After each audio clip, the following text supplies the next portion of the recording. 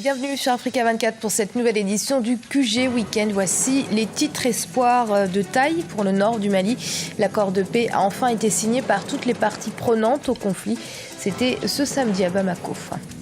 Les petites et moyennes entreprises, mais aussi les grandes entreprises, ont toutes leur rôle à jouer dans le développement du continent africain. Focus sur celle du Gabon dans cette édition. L'afrofusion, un style musical qui allie rythme traditionnel et rythme moderne et qui a su se faire un public au Rwanda. Mani Martin est l'ambassadeur de cette musique au pays des Mille Collines.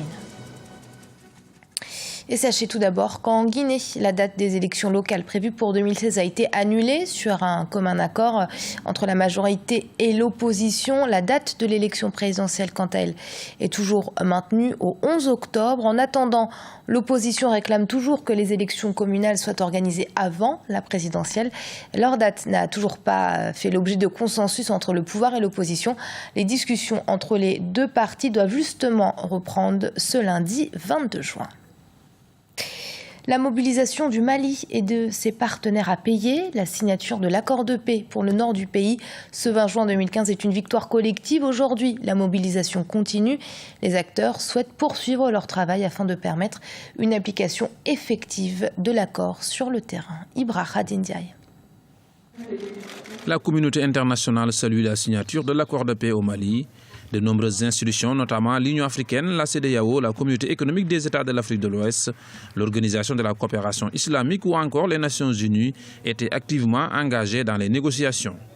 Au lendemain de ce grand pas vers la paix dans le nord du pays, tous les regards sont tournés vers l'espoir de voir cet accord traduit en actes sur le terrain. Ces choses faites, on peut s'en féliciter. Maintenant, après, il faut une mise en œuvre conséquente, en particulier dans le domaine de la cessation des hostilités. Je pense que le nord du Mali est caractérisé par de violents accrochages qui, en fait, compromettent la paix et, du coup, compromettent aussi le processus de développement socio-économique qui devrait normalement nous donner l'occasion d'occuper sainement les populations, d'occuper la jeunesse et d'éviter justement que cette jeunesse ne s'adonne au maniement des armes qui reste en fait pour eux la seule perspective de pouvoir s'épanouir. Pour mettre toutes les chances en faveur de la paix, le Mali et ses alliés ont mis en place plusieurs mécanismes afin d'éviter que cet accord ne devienne caduc comme les nombreux accords signés par le passé avec les mouvements rebelles. Nous mettrons tout en œuvre pour que le processus de mise en œuvre soit un succès. Comme on a coutume de le dire, la signature d'un accord n'est jamais la fin d'un processus de paix, bien au contraire, il est le début et le plus dur reste peut-être à venir. Mais je pense que nous devons encourager les parties à vouloir faire la paix. C'est jamais une chose facile, même peut-être plus difficile de faire la paix que de faire la guerre. Il faut en ce moment-là alors qu'il y ait un ensemble de mesures qui accroissent la confiance entre les parties, parce que ça c'est la chose la moins bien partagée. Il faut que absolument les parties se fassent confiance et réapprennent à vivre ensemble. Pour relever ce défi, le Mali pourra compter sur la médiation interafricaine pour permettre à l'ensemble des fils du pays de se retrouver autour de l'essentiel. Un défi difficile mais pas impossible. Le CNDD-FDD, le parti au pouvoir au Burundi, continue de préparer les élections. Les législatives sont en effet prévues pour le 29 juin, même si le gouvernement essaie de rassurer la communauté internationale sur le terrain. La peur et la tension persistent. L'opposition radicale ne se sent pas prête à s'engager dans des élections sans un nouveau calendrier sorti d'un consensus. Liselsia Kizimana. Les élections des conseillers et des députés se dérouleront le 29 juin au Burundi, avec ou sans l'opposition radicale. Le parti au pouvoir, le CNDD-FDD, reste déterminé. Il prépare et participera aux premières élections de 2015. Le CNDD-FDD se prépare aux élections qui vont se dérouler le 29 de ce mois de juin, parce que depuis qu'il y a eu un nouveau calendrier de ces élections, nous n'avons pas arrêté la campagne, nous avons continué la campagne et nous nous préparons bien et bien à ces élections. L'opposition radicale, elle, ne se sent pas encore prête et pour cause, un calendrier électoral qui ne respecte pas les règles du jeu démocratique, l'insécurité et la menace des leaders d'opposition ou encore l'absence des médias et des observateurs dans le pays. Nous ne sommes pas prêts à nous engager parce que nous avons toujours prôné que les élections doivent être inclusives, transparentes, crédibles. Ça veut dire qu'elles doivent respecter les normes et standards internationaux, ce qui n'est pas le cas présentement. Au-delà de ça, il y a deux sommets qui se sont tenus. L'un a regroupé les chefs d'État de la communauté est-africaine. La dernière en date réunissait les chefs d'État de tout le continent africain.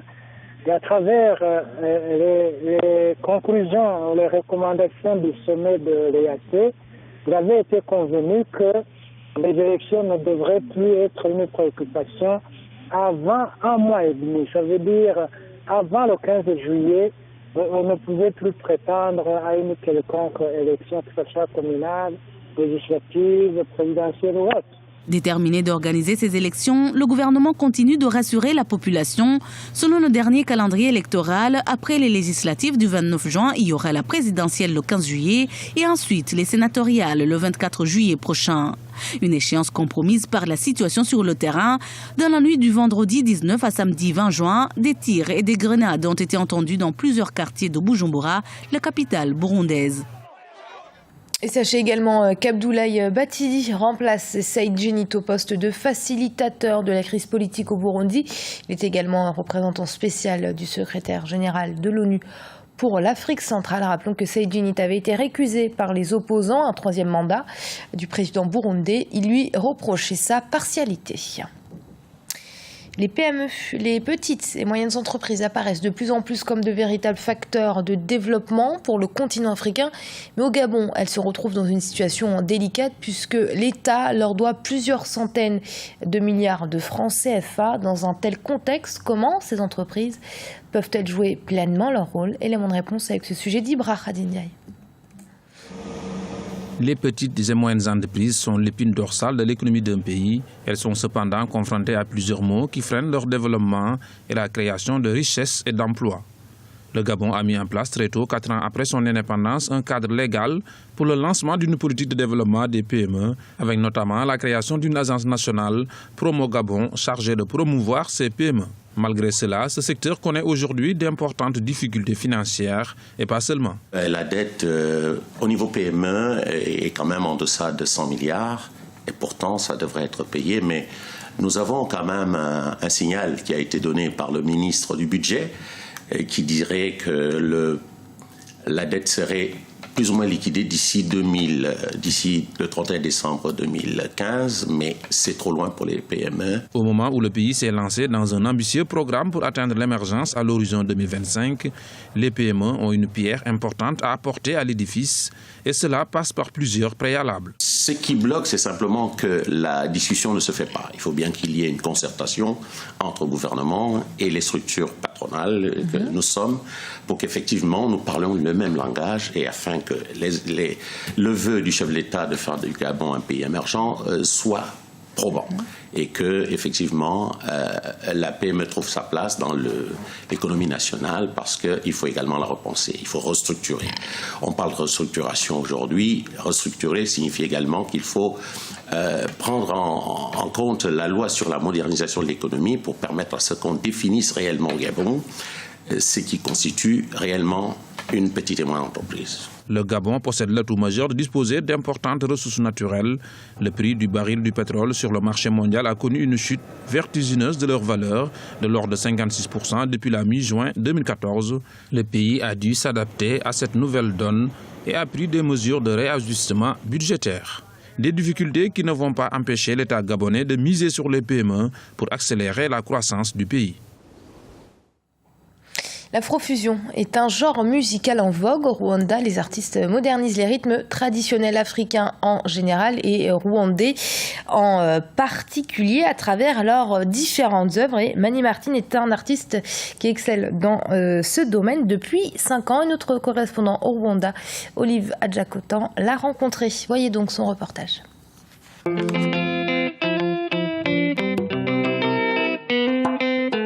Valoriser les rythmes traditionnels rwandais à travers l'afrofusion, c'est le vœu de Mani Martin. Il est l'un des véritables ambassadeurs de ce genre musical dans son pays, le Rwanda, depuis 2010.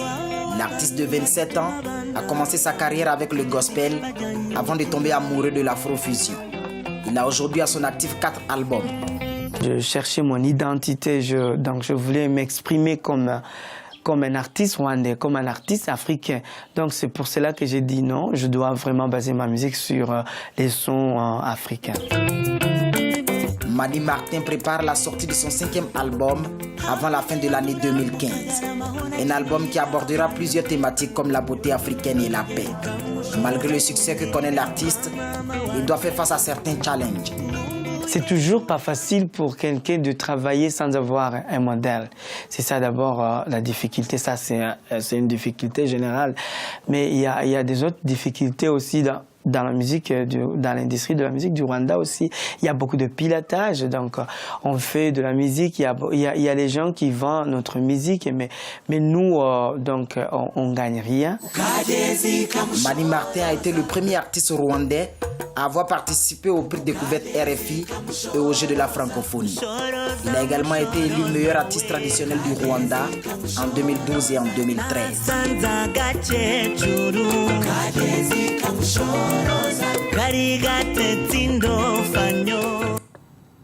Et ce journal a été préparé par l'ensemble de la rédaction. Merci de l'avoir suivi. Restez sur Africa 24. Dans un instant, une nouvelle édition de l'information.